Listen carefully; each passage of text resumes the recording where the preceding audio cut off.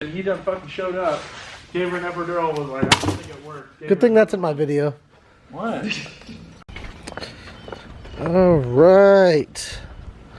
We're headed to Melbourne. We're going to Tom's shop, Harbortown Fab vacation.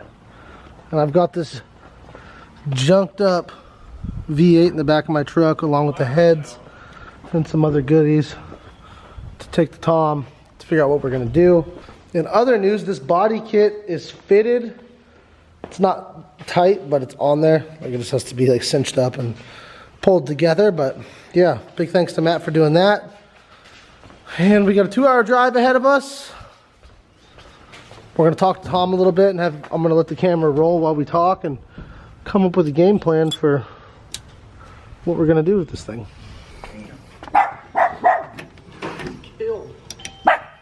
Hi, Pumpkin.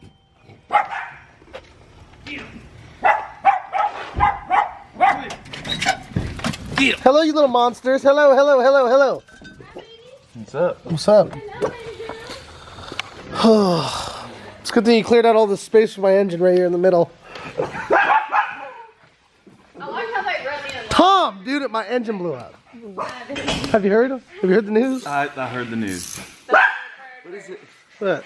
Did your camera hit puberty? I said the same shit. What is that thing? It's a little air. It's a children. little air fluff, dude. What are you doing up on a Sunday night? There's It's Easter. This is who the viewers really missed. And Miss Cork. Hello, little head.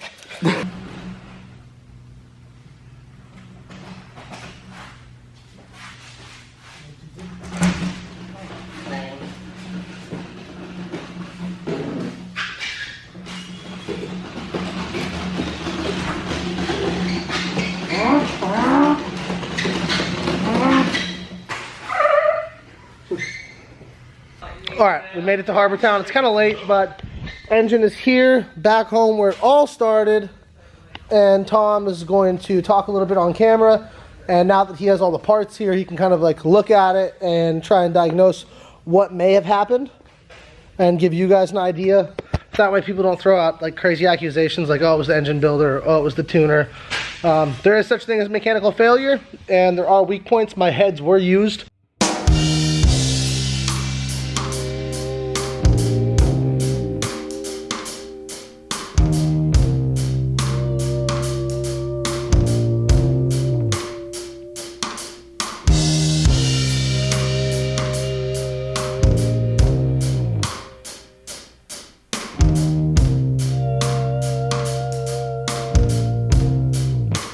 So I'm gonna have Tom kind of give you guys a rundown of what we're gonna do now that this has happened.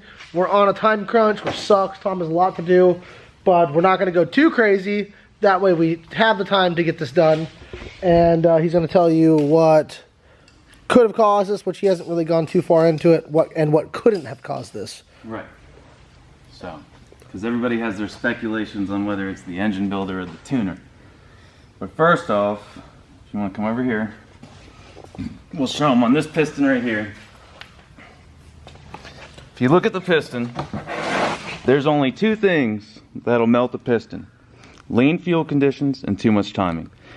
And the first part of the piston that's going to melt is going to be these very small, thin areas. They'll start to curl back and kind of wither up a little bit. And none of these, any of the pistons, look as if they saw hot conditions to the point where it's going to melt something. So we know that we were good on timing and we were good on fuel. So we come over here. Now obviously when a motor eats a valve, you know, pieces are going to get thrown back up into the intake manifold and then distributed among all the other cylinders. So, you know, we can see this here, little pieces where they had entered into the other cylinders, and that's that. Now, we look at the pistons over here, we can see that they're not curled back, so we know we're good on that. On the cylinders, we really don't have scuffing, so we know that they didn't swell too much and rub against the walls. And then, which brings us to our piston here. Clearly we see that it ate a valve. Now the question is, what caused it to eat a valve? So we check all the valve train components. You know, we check bent push rod, which is going to probably just end up being a result after whatever catastrophic failure there is. But we're going to look over each components. We've already looked at the lifters. Both of the lifters seem fine. So really the only thing that I can think of that could possibly happen, one, if it was something as a result of something that I did, it would have never even made it past startup, you know, because if it's going to be a bearing clearance issue or parts contacting each other, it's going to happen on the initial startup, and we're going to know right away. So whatever happened to it, it was doing it to it over a period of time, and the only thing that I can think of is that Caleb was having the breakup issue, and when he was having the breakup issue and trying to resolve it, they did several pulls. Now, every time you have detonation on a cylinder, it's like taking a hammer and going bink, and that's going to go down through the rod, transfer into everything else. Well, bearings are really soft, so the bearings over time are going to get squished down and hammered down by this detonation, which in turn will give us a little bit of clearance, so when it's at the top of its stroke, it's going to throw that assembly a little bit further because we have that little bit of clearance in the rod bearing now. So usually that'll get to the point where it gets enough, and then it'll contact the valve. So, and the reason why I don't think, well, the reason why I know that it's nothing that we did from before is because when we put the motor together, we check piston to valve clearance.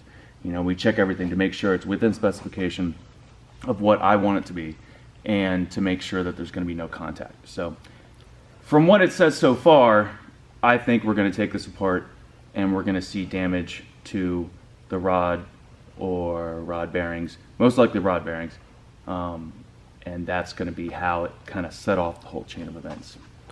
So now that this is here, we're not too concerned about this right now. We're going to take certain things, oil pan, front and rear covers, valley cover, mounts. That's pretty much it.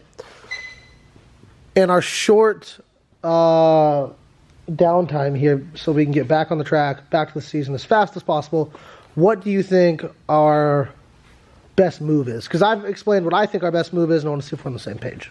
Okay. The best move with a 15-day timeline? Yeah, and not a lot of budget. Yeah. Is to get a stock short block or stock long block and bump the compression up any way we can. You know, new set of heads, shave the heads, get that compression up a little bit more. But if we get a bone stock 6-liter with a set of heads and cam, you know, it can still be competitive at a Pro-Am level. You know, and it'll perform fine, and you know, we don't have to rush to get this back together and drain the bank accounts. So yeah, and we'll just try and dial as much grip into the car as we can that the power level allows to stay competitive. Right. So because we're doing a Pro-Am event, the tire that we run is open, so I'm going to try and supply us with the best tire I can for the power range that we're in, so we don't bog the car out. The gearing's already going to be pretty close on this track in between 3rd and 4th. But I think that if Tom and I just communicate really well with this, we can come out with a solid engine platform that's going to get us through this. It's really kind of only for this one event and testing before that, and then we're going to go hard and create something even better than the first time. Because the first time we built this, we weren't sure if we were going to do boost, if we were going to do nitrous, supercharged, and I didn't know. So Tom built it to be kind of like a universal engine, right? We could add on to it later. Yeah, something we could add on to it. But now that we know that we really like the NA platform, and I'm not going to turbo anything, I'm not going to supercharge anything, and I'm most likely not going to use nitrous unless it's on the 6-liter, we're going to build a really cool NA motor. You guys know how much I love them, and I know Tom will do a fantastic job doing it. And having a running car with an engine on the side gives him the time to really put his love and touch on it to give us something sweet. So that's what we're doing, and now that you've got to hear from him and me, I hope you guys are excited. I'm excited. I'm a little bummed, don't get me wrong, but I'm excited. So the next 14 days are going to be exciting. Peace.